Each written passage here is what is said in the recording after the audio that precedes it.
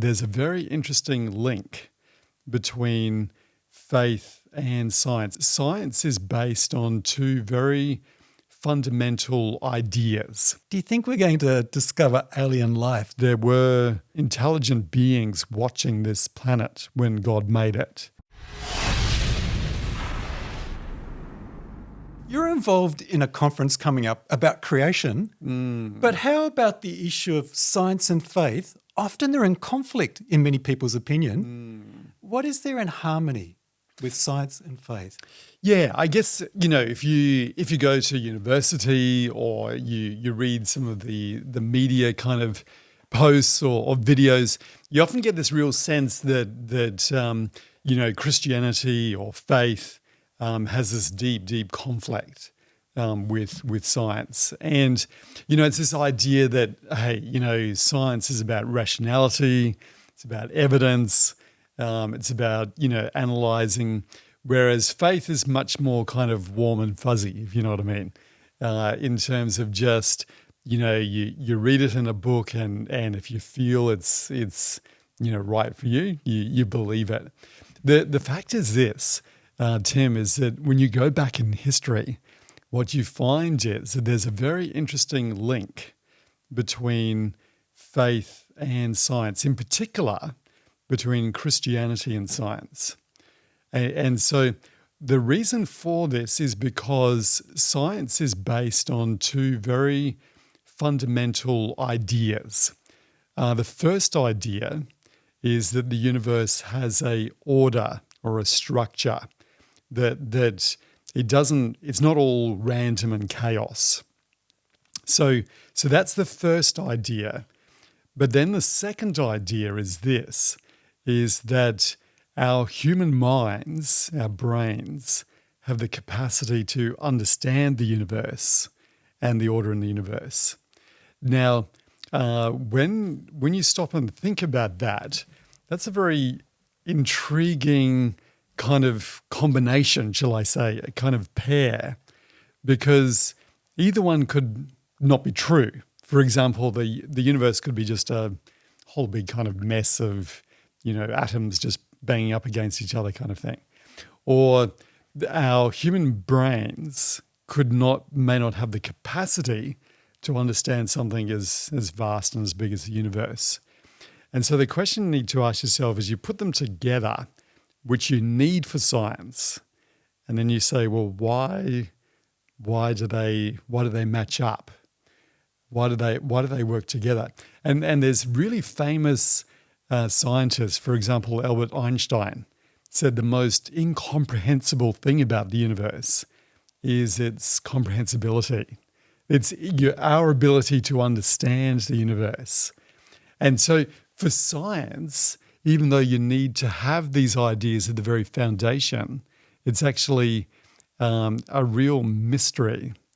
But when you move to Christianity and faith, what Christianity says is God created the universe, and he also created our minds to understand it as well. And suddenly the mystery is actually, shall I say, solved. And this is why historically, as I said before, for science flourished in Europe. That's when it really came to the fore recently. And it was within the context of a Europe that was based on Christian principles. And so Christian scientists like Isaac Newton and Kepler and other people like these, they actually believed in God, and they said, well, we expect God to create the universe in an orderly way and with us, with the minds to be able to understand it. And so we will go out there expecting that we'll be able to understand it and to do science. And then science took off. And if you go back in history as well, even further, you go back to the Middle East where they believed in God as well. And science was flourishing then. But more recently, it was within Christian Europe that we get this flourishing of science. So they're actually, science at the basic level is really compatible with faith, and indeed is based on faith. And you mentioned about, say, order. We see this orderly universe and the probability of complex things happening by accidents, Yes. remote or low. And so often people who believe in creation sort of Yes. use this as an argument. Can you expand on that a little bit further? Why is mathematics and order suggestive that there is a God? Well, it's interesting that mathematics is almost like a language that describes the universe, and it's actually it's amazing how effective maths is. Something that we think about in our minds, and that has a connection with the universe. Kind of what I was talking about before.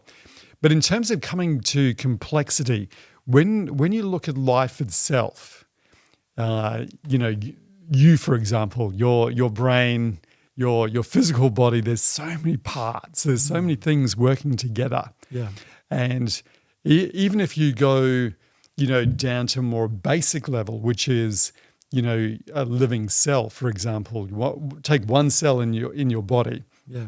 and you kind of unpack it. Sure. What you find is that a living cell is incredible and incredibly complex. Indeed, people have described it, scientists have described it, and they've said it's almost like a factory city. There's so much complexity. Yeah. And when you look at that, you start to do the maths of how that could come together, and the probabilities become extreme. The numbers, go so so large, shall I say, the probability of you existing, the probability of living cells being as complex as they are, just it's mind-boggling. And so what this means is maths, when you start to look at life itself, it actually points to the fact that you are really a miracle, and that there was an intelligence behind the universe that created not only your cells, but you as a person as well. How do you respond then to the issue saying, well, okay, you're saying there's an intelligence behind the universe. Yes. Complexity, order exists, there's laws and mathematics point to structure. Yes. But yet we live in a world where, there's earthquakes and tsunamis and there's famines and hardships and suffering. How could there be an intelligent God when these sort of things exist? And particularly, here's a quote I read on the internet arguing against this sort of positioning. And it says, if this universe has been finely tuned, then our creator is either grossly incompetent or cruel beyond measure, and therefore unworthy of our praise and worship. How do you respond to a position like that? It's certainly a really big challenge, and one of the biggest challenges to faith in God. But we need to kind of unpack it a little bit more. And when a scientist talks about the fact that the universe is finely tuned, he or she is actually thinking of something slightly different than what may be understood in popular media. Sure. So what a scientist believes is that, or is kind of describing, is how the very foundations of the universe have a number of what we call parameters or special numbers that, if they were changed slightly, would completely destroy the universe, or the universe wouldn't exist as we know it. So planets and stars and galaxies wouldn't exist. Sure. So it kind of sets up the stage, shall we say, from a media perspective, that this universe can have living creatures, animals, birds, plants, and intelligent beings like you and I in living in this world. And so that's kind of setting up the stage that we could do it. Otherwise, Sure. if the universe wasn't finely tuned, there would be no stage. There would be no order at all. And so you're saying things like, well, there's gravity that exists, and with the Correct. right distance from the sun, too Correct. close you'd burn up, too far you'd freeze. Yes. So the stage is set for life. Yes, the Goldilocks kind of principle. yeah. So that's what a scientist is talking about. Sure. But even within science, there's a level of uncertainty and freedom almost, which is referred to by quantum mechanics and quantum physics, which allows for not only the structure, but also the possibility of different kind of events occurring. Okay. And that freedom, that openness has been recognized to indicate that God allows us freedom, even within the very basic fundamentals of nature as well. But coming back to your question, I think it's important to recognize that even though the universe is finely tuned, it doesn't mean to say that God controls everything like a puppeteer. Okay. So God is not controlling every atom in your body and sort of making you walk along, to lunch or back home to see your kids or something like that. Okay. It actually, God has designed a level of freedom and has given you conscience and freedom of choice to be able to make decisions based on your own free will. And this brings in a really fascinating concept, of course, which is the whole issue of why are you conscious? But what that means is that God has given you the freedom of choice. It also indicates that there can be other created beings, spiritual beings, that the Bible talks about who are actually in conflict with God. Okay. And what the Bible shows or unveils to us is that we're in this spiritual battle.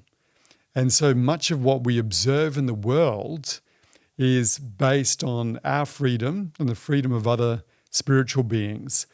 But God he transcends the universe, but he's not controlling every aspect of it. Okay. And that's what we need to understand. Sure. And ultimately, what the Bible is really saying is in the midst of all of this pain and suffering, first of all, God is inviting us to follow him and listen to him. But he also died on the cross for us. But that's another whole topic in and of itself. So let's say there's someone like yourself who's passionate about science, creation. You're a pastor, you're a church leader, you've written a book, and we'll come to that in a moment.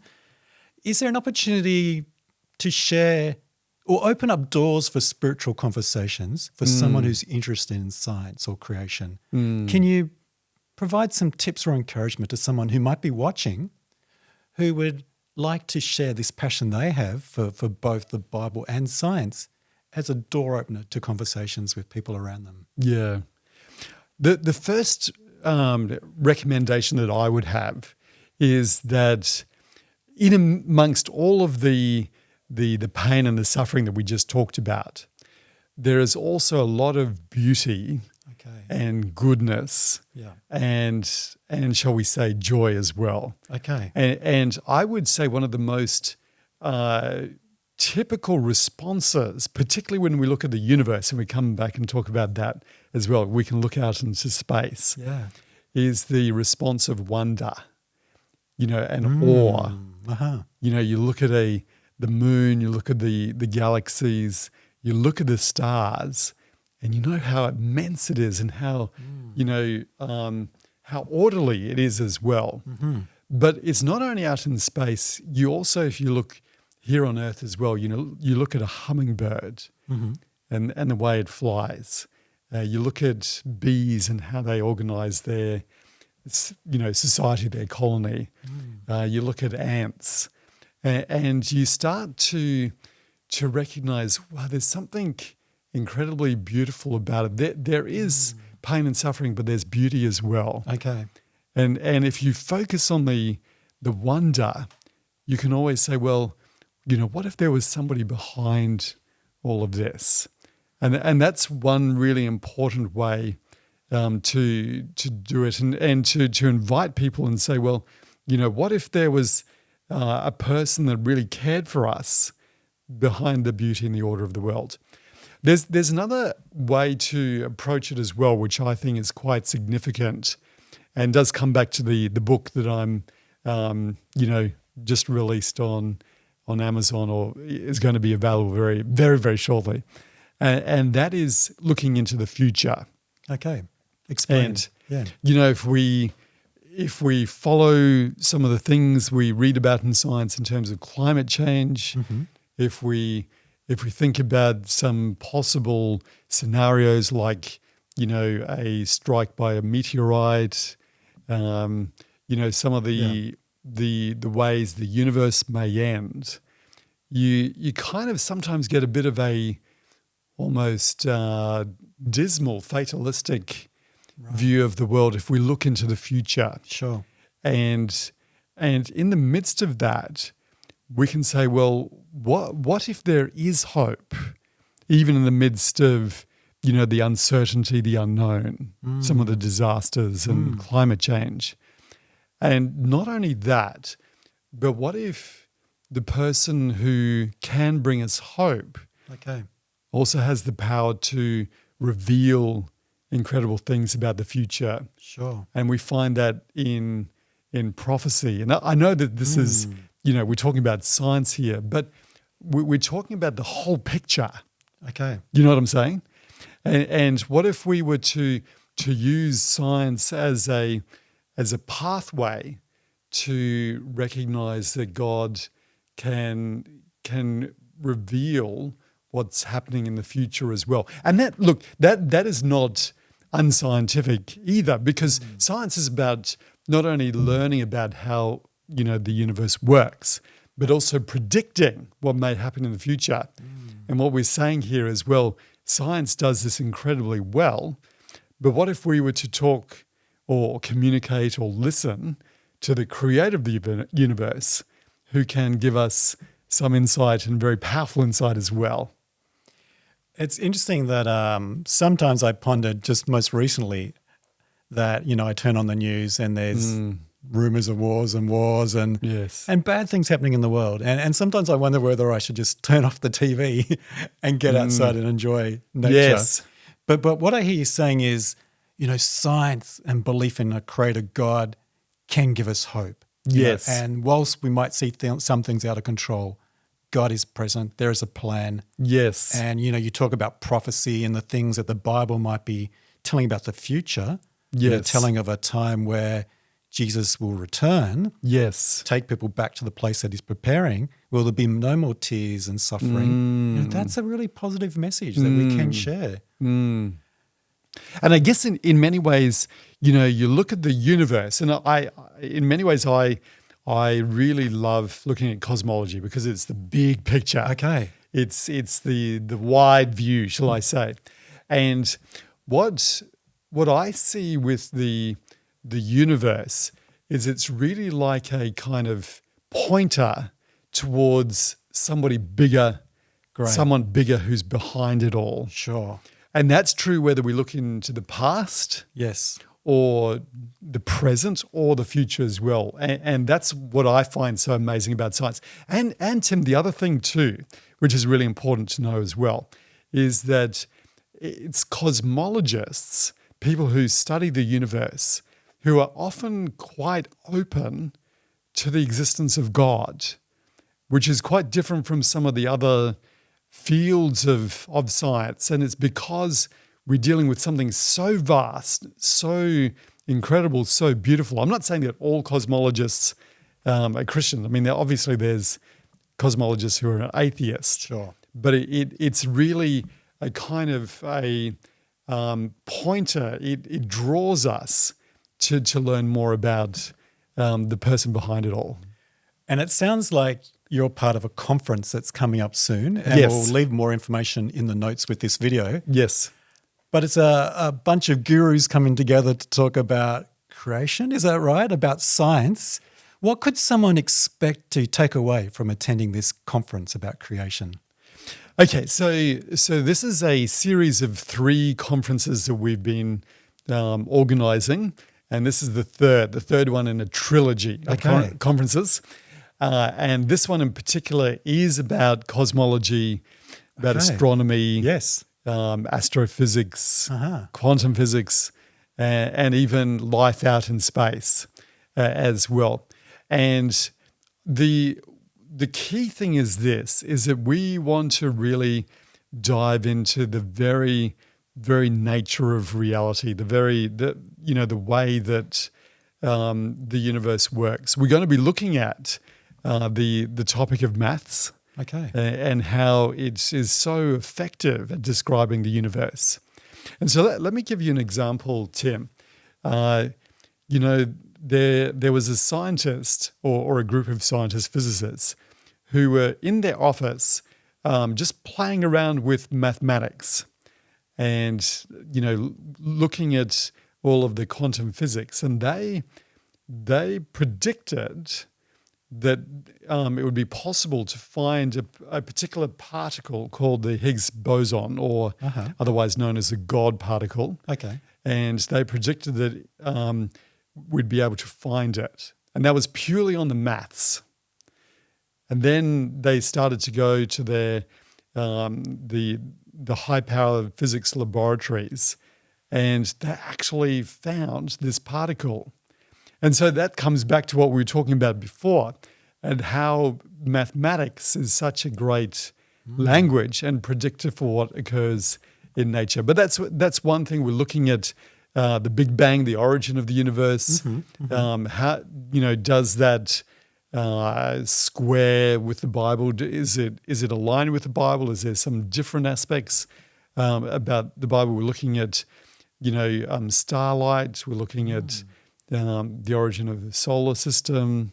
And then we come a little bit closer to home. We say, well, the life on Earth, did it actually come from outer space? Because the probabilities of, life evolving on Earth is so low, it's almost a miracle. And so some scientists, when they look at that, they say, well, let's consider that life evolved out in the universe and somehow arrived here on Earth. But in many ways, that's just kind of, as we say, kicking the can further down the road or out into space. Because then you ask the question, well, where did life come from? And so we're looking at the whole origin of life. Is there life in the rest of the universe as well? And then ultimately we are coming to what's going to happen in the future as well. So all of these kind of ideas, all in a conference with people from Andrews University, University of Colorado, from people from here in Australia as well, from Europe. We've got Naomi Duran from the European Office of the Geoscience Research Institute. And it's particularly for people who want to lead young people and just your ordinary people to understand our Creator. Sounds incredible. I love with some of the new photos from the James Webb Telescope. Yes. Where they thought it was previously black part of space. Yes. And now that they're drilling in there with their telescopes and discovering galaxies. Millions of galaxies, yes. Exactly right.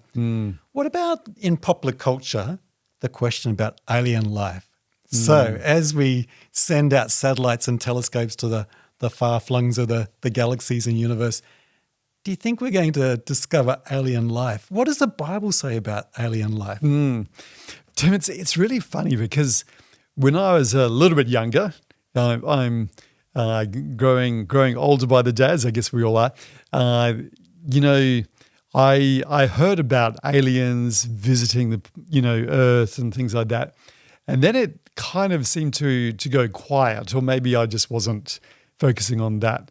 But the interesting reality is that more recently, it seems to have picked up again. And even the United States Congress has an investigation, a study into UFOs and aliens, and it's quite intriguing. And part of this is due to a scientific study, which is a very broad kind of focus area, not just one study, I should say, but a real focus in exploring and finding what they call exoplanets. And so what they're looking for is they're looking for stars, a bit like our sun, and those suns will have, or stars I should say, will have planets orbiting around them. Now, some of those planets will be very close and will be too hot, like the planets in our solar system. Some will be too far out and be too cold.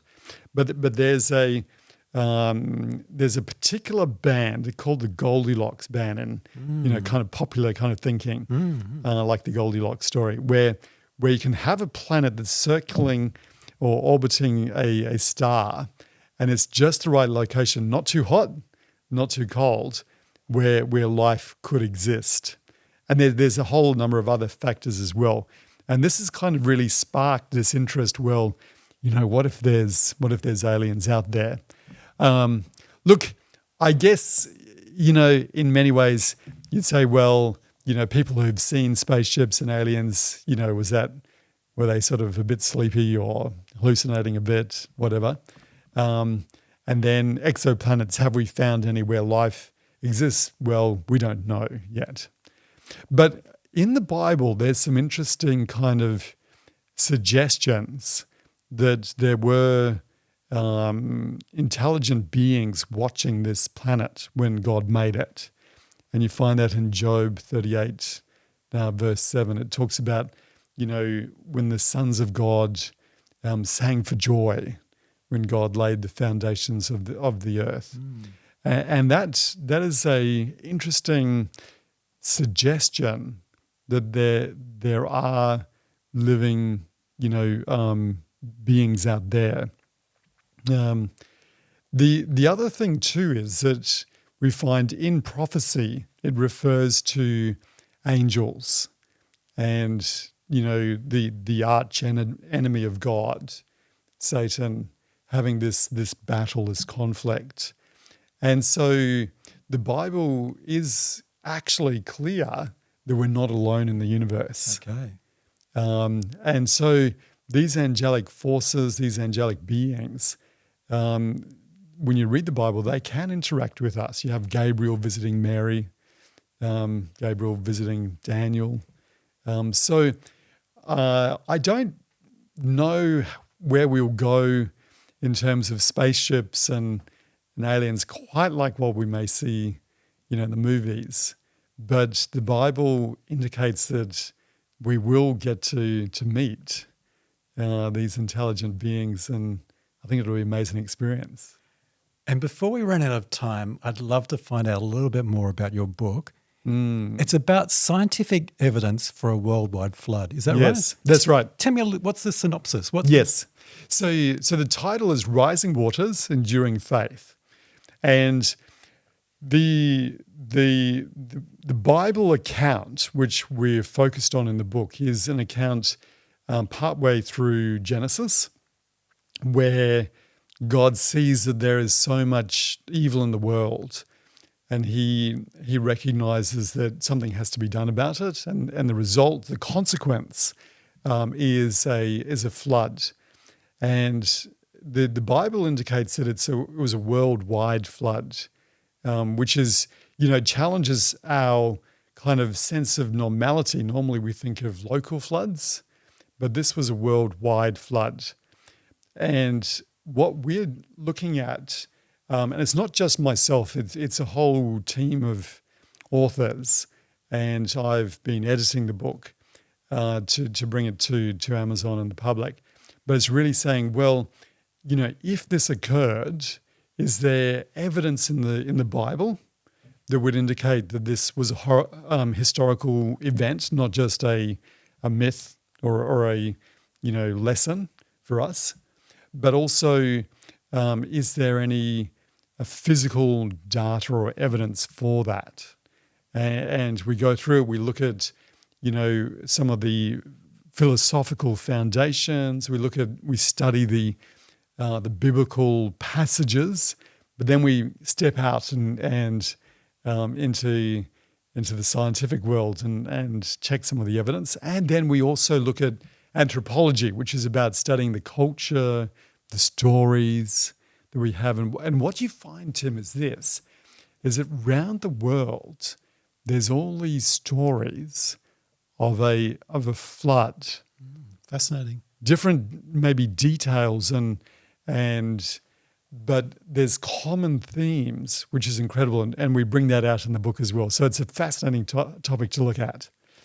So final question for you, Sven, and appreciate your time today. Somebody who's seeing these new discoveries, new parts of the galaxy that hadn't been seen or photographed before, and new scientific discoveries all the time, and it's challenging their faith, what would you say to them? What words of encouragement would you give to them? I would give them the encouragement that just, first of all, just stop and pause. There's a great text in the Bible which says, "Be still and know that I'm God." And I think it's worthwhile, rather than kind of racing into to try and solve all of the problems or contradictions, just to step back and say, "Wow, isn't this amazing universe?" And then to reflect and think about, where did these natural laws come from? Where did the universe come from? Even beyond the question of life on Earth. And as you stop and reflect and think, what you're confronted with, shall I say, what you realize is, wow, we're pretty small in comparison with this amazing universe. And also I would encourage a person who may be challenged or,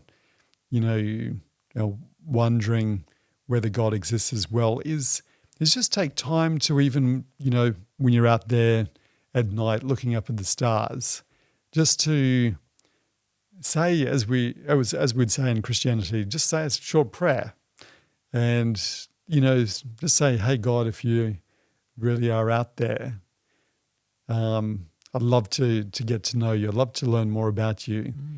And my experience is that God is a person who really wants to answer that prayer. Wow, that's a great note to finish on. For those who are interested in the book, I'll add some more to the comments of this video. And if people are watching this before the conference has happened, again, leave a link and they can jump onto the landing page and find out more about that conference. Thank you, Pastor Sven. Really appreciate your time today. It's been good to be with you, Tim.